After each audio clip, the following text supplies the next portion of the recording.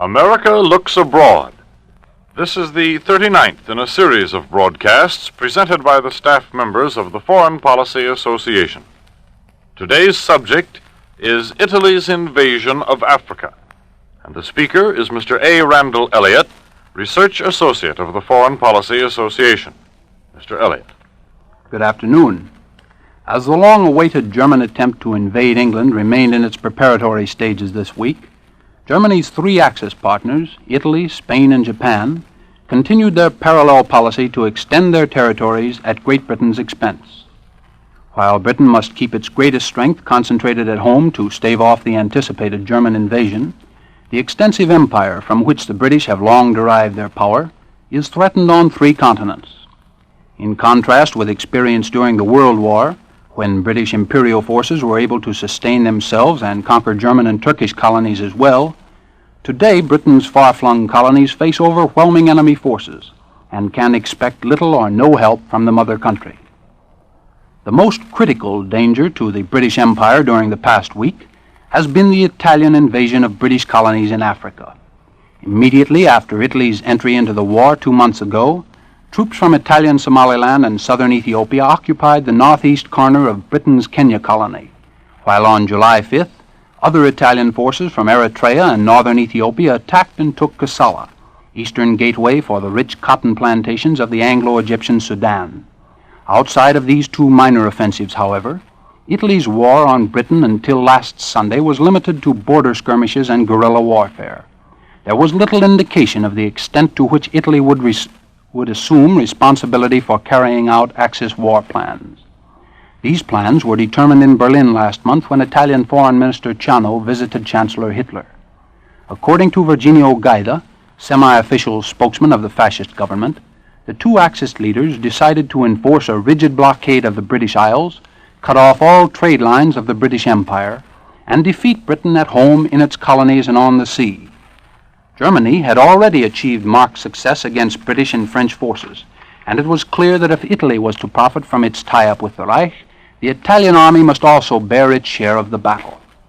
The Italian navy could be of great military value to the Axis provided it could gain access to the open sea. But so long as Britain retains control over the two entrances to the Mediterranean, at Gibraltar and Suez, Italy's fleet must remain bottled up in home waters.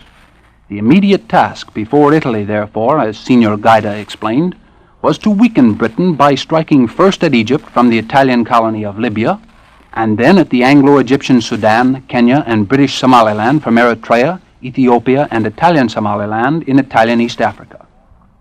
When Italy declared war on Britain on June 10th, Premier Mussolini named Egypt as one of the 5 small countries which he would not drag into war as long as it maintained strict neutrality. Egypt was a virtual British protectorate from 1881 until after the World War, and in 1922, when the country became independent, Britain retained responsibility for Egyptian defense. The enforcement of rigid neutrality by the Egyptian government would have been detrimental to Britain, for the British can control the eastern Mediterranean only through continued use of the Suez Canal and their strong naval base at Alexandria, both of which are on Egyptian territory. Although the Egyptian government has actually remained neutral, it has favored its British ally by breaking off diplomatic relations with the Italian government and warning that it would declare war on Italy if the Italians invaded Egypt. To date, Italy's warfare in North Africa has been confined to aerial dogfights with British planes and to border skirmishes on the Libyan side of the Egyptian frontier. But the concentration of approximately 250,000 Italian troops along this front indicates that the major Italian offensive will be aimed at Alexandria and the Suez Canal by land through Egypt. One reason for the intensification of Italy's war effort in Africa, in fact, may be to relieve the pinch of the British blockade by gaining access to world trade routes through Suez and the Red Sea. Over 70% of Italy's normal imports are from overseas countries, and it is uncertain how much longer the Italians can do without these supplies. The Italians import 99% of their cotton, which is Egypt's staple crop. Their intense interest in Egypt is reflected in the large Italian colony there, and the Egyptian government has already taken precautionary measures to guard against fifth column activities by this group. In order to use the Suez Canal, if it should be conquered, Italy must also gain control over the southern gateway to the Red Sea. To achieve this objective, the second major field of Italian operations was destined to be British Somaliland. And last Sunday, Italian forces began their present African campaigns with an assault in this sector. The surrender early last week of French Somaliland, which had continued to resist Italian domination even after France itself had capitulated, made feasible a successful offensive into British Somaliland along the East African coast. The alternative route from Italian Somaliland crosses a rugged mountain range approximately 3,500 feet high, which the Italians would have had to penetrate slowly in the face of armed opposition. Along the coast, however, their greater numbers were rapidly decisive. On Monday, one day after the big offensive began, they entered Zyla, which is 15 miles inside British territory and guards entrance to the Red Sea. Today, 3 Italian columns are closing in on the capital city of Berbera, a leading British port of entry for troops and supplies from India. Italy's third big offensive in Africa is directed northward from Eritrea and Ethiopia against the Anglo-Egyptian Sudan, in an effort to unite Italian forces in East Africa with those in Libya. Unless this drive succeeds, the East African forces, no matter how effective they may be against the British in Somaliland, will remain isolated and subject to counterattack when they use up their present supplies of munitions. Although it would be to Britain's obvious advantage to retain a foothold in Somaliland, to serve as an entering wedge into East Africa for an eventual counterattack on the Italians, the British apparently intend to avoid the costly struggle this plan would entail. They seem determined to beat a strategic retreat in the barren border regions and fight to keep the Italians there, cut off from all communication with their home bases except by air. Meanwhile, the British harass their Italian foes in sporadic engagements and have recognized as an ally ex-Emperor Haile Selassie of Ethiopia, who is expected to rouse the Abyssinian Bushmen for an intensive guerrilla warfare against their Italian conquerors.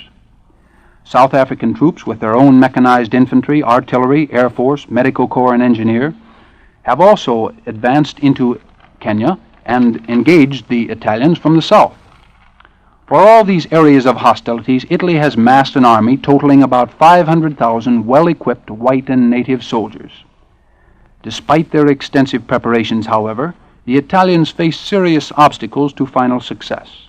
The great distances to be overcome in Africa sorely tax both men and machines, and while much of the country is unknown or impassable, in the arid deserts of Libya and Egypt, and in the northern Sudan, temperatures also rise to 120 degrees Fahrenheit, and rifle barrels cannot be touched in midday, while water is exceedingly scarce. The Italian army in this sector, like the British, has ample water supplies near its own bases, but will have to overcome precarious shortages as it moves out into the open. Britain, moreover, has strongly fortified the oases it holds, and these points can be defended by relatively few men against invading forces who must advance across vast open stretches of desert where they can be seen for many miles. In contrast with this kind of country, seasonal rains along the upper Nile have converted the Ethiopian-Sudan border into marshland, which in many places is a total barrier to military operations. And finally, in addition to natural obstacles, the Italians must face British troops which have been very well trained for desert and jungle warfare. It remains to be seen whether the British in Africa, like the Finns early this year, will be defeated by sheer force of numbers.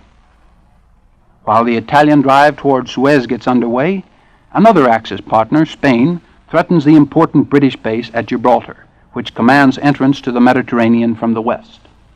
Although the British have held Gibraltar ever since 1704, Spanish nationalists still regard the strategic rock as part of Spain. Generalissimo Franco has publicly announced that Spain intends to retake Gibraltar and extend Spanish territory in Africa. For over 3 months, Spanish students have put on periodical demonstrations demanding that Gibraltar be returned to Spain. Only 2 days ago, a leading Spanish newspaper printed a detailed map of Gibraltar with its fortifications, and pointedly indicated the Spanish heavy gun emplacements at Algeciras and Ceuta, only 5 and 12 miles from the rock. A caption for the map typically referred to Gibraltar as Spain's ancient possession. When Italy entered the war, Spain gave up its neutrality for non-belligerency favorable to its Axis friends. And on Wednesday of this week, the government-controlled Spanish press announced that Spain has now adopted a position of moral belligerency, thus reinterpreting its legal status as one of positive support for Germany and Italy.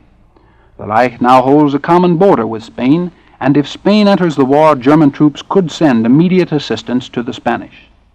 Although the impregnable fortress at Gibraltar could repel direct attack, it could not get needed supplies or reinforcement from the outside if enemies held the coasts of Spain, and eventually it would have to submit to siege. The Spanish, still exhausted from their recent civil war, have hoped to avoid involvement in the present conflict, but they seem to be drawn ever closer to war by their desire for colonial spoils. The promise of colonial rewards by Germany and Italy, which they already regard as victorious powers, might readily attract them into hostilities. Rome and Berlin, in turn, would doubtless be willing to pay a high price for control over Gibraltar, which would enable the Italian fleet to enter the Atlantic and provide Germany with some of the sea power needed to invade the British Isles. Hard-pressed in Africa and Europe, the British Empire is also challenged in the Far East. When France surrendered in June and Britain was left to face the Axis alone, the Japanese War Minister announced that the international situation was developing favorably for Japan's national policy. "We should not miss the present opportunity," he told the Army General Staff, "or we will be blamed by posterity." During the past half-century of its imperial expansion, Japan has shown an almost psychic ability to select the exact moment when its power politics could best succeed. And this is the moment it has chosen to press Britain. Last month, Japan demanded that Britain prevent military supplies from being sent to China both by way of Hong Kong and over the Burma Road, and the British government submitted. On Thursday of this week, the ominous trend of Japanese foreign policy was further seen when 126 members of the Japanese House of Representatives presented the government with a resolution advocating strong measures to entirely wipe out British influence in East Asia. And on Friday, Britain announced the withdrawal of its troops from Shanghai and North China. These forces, like the United States Marines at Shanghai, Tientsin, and Peiping, have defended foreign interests in China ever since the Boxer Rebellion ended in 1901. Their withdrawal at this time will presumably place a heavier burden on American troops. Britain's strength in the Far East is now concentrated at the island of Hong Kong, in the mouth of the Canton River, and at Singapore, where the British will take their last stand against Japan. It is uncertain, however, how long and how determined this stand will be. On Friday, the right-wing East Asia Association in Tokyo formally urged the Japanese government to immediately declare war on Great Britain. Britain's appeasement of Japan, as of Germany and Italy during the past few years, seems only to have whetted the appetite of its antagonist. But the British government has little choice in what policy it will follow today. Britain is already involved in 2 wars when one was bad enough, and hopes to avoid all risk of military involvement in the Orient. Meanwhile, on 3 vital fronts, fascist powers are collaborating to undermine the British Empire. Ladies and gentlemen, you've been listening to Mr. A. Randall Elliott, Research Associate of the Foreign Policy Association. If you would like a free copy of this talk, send your request to the Foreign Policy Association at number 8 West 40th Street, New York City. That address again, the Foreign Policy Association, number 8 West 40th Street, New York City, for a free copy of Mr. Elliott's talk. The Foreign Policy Association is a nonpartisan organization open to all who are interested in American foreign policy. It offers accurate information on current world events, and in the world of today, foreign affairs are your affairs. We invite you to tune in next Sunday to hear another speaker in the series, America Looks Abroad. This is the National Broadcasting Company, RCA Building, Radio City, New York.